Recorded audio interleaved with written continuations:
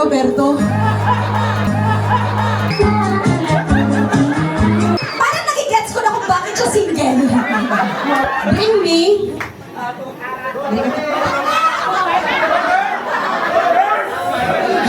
Sabi ng isang ninang ara, bumbahita! May bisita ba tayo dyan? Na babae? Single!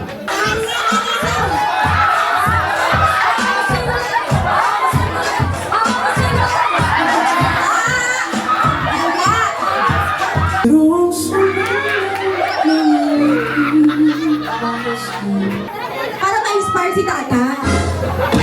Hindi pwedeng maligo ka lang sa suba o relax lang.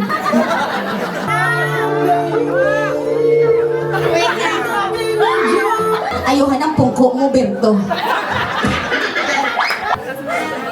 May kamukha siya, si DJ Victoria. Kamukha ko si DJ Victoria.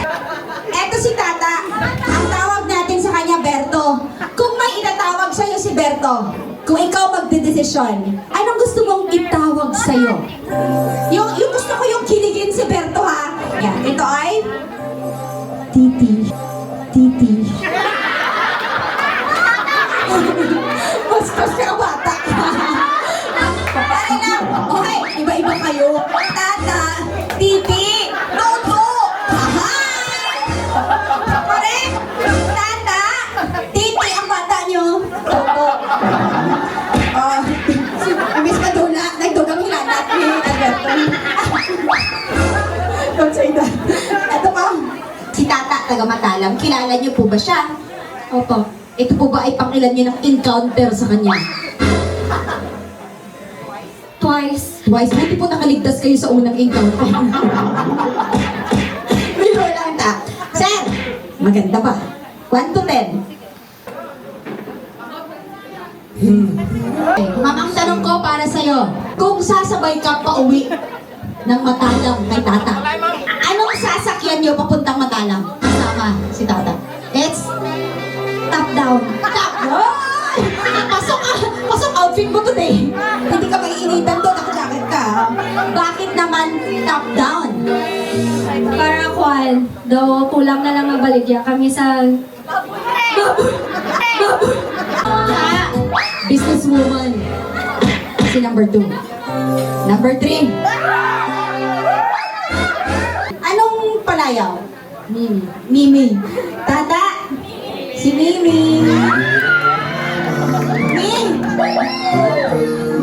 Si Mimi parang tanggap niya na ang mangyayari. Isang araw, inaya ka ni Tata na mag-date sa gilid ng suba. Ang tanong ko, anong pagkain ang dadalhin mo? Red horse. Okay, Mimi, bakit naman Red Horse ang dadalhin natin para sa kanya? Kapanayit pa para ma-okay na siya. Oh my God! At least concerned siya, gusto niya maging okay ka. Ang tanong, magpapasipa ka ba? Yes or no? Papasipa ka? Okay, now, eto, pipili tayo sa babae na papayag maging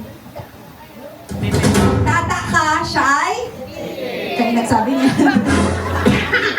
Okay, itong babaeng gustong sumakay ng top down. Kasama ka? Business-minded to. O itong babaeng dadalan ka ng red horse. At ano? Sige, pakay mo. At? Sige, sabihin mo. May tinugtong siya eh.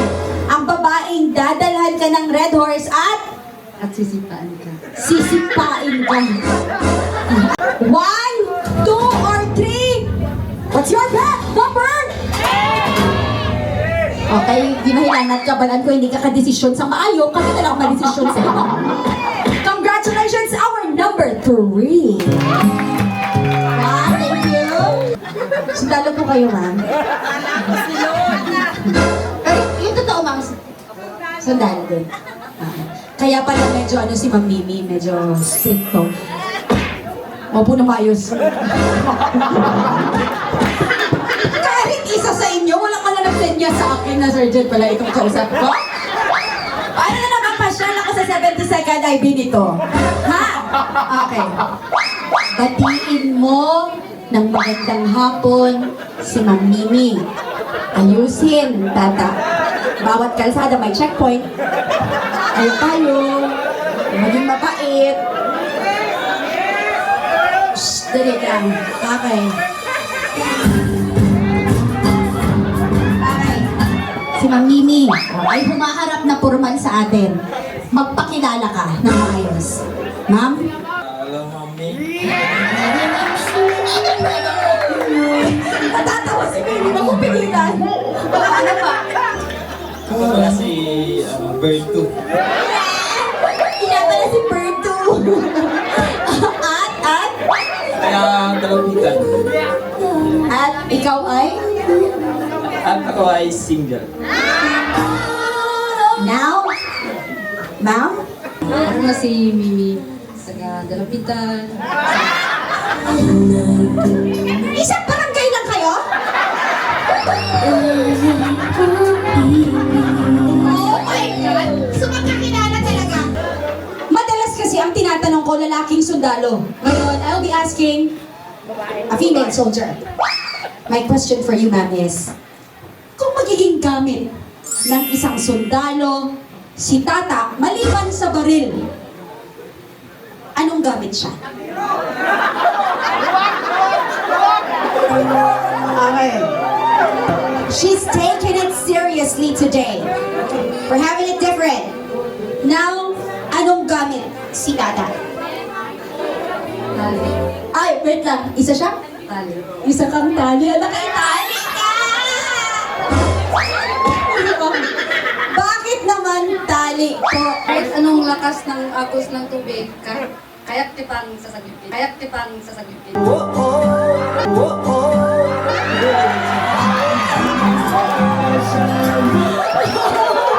Ano, oy? Oy! Tama na. Yakap lang. Yakap lang yun. Lolo ko lang kayo ni Francis. 1, 2, 3. Isang pang magkaibigan. Bilis mo lang desisyon. Aggressive na. Nakabahan ka na. Nakabahan ka na. Pangalawa.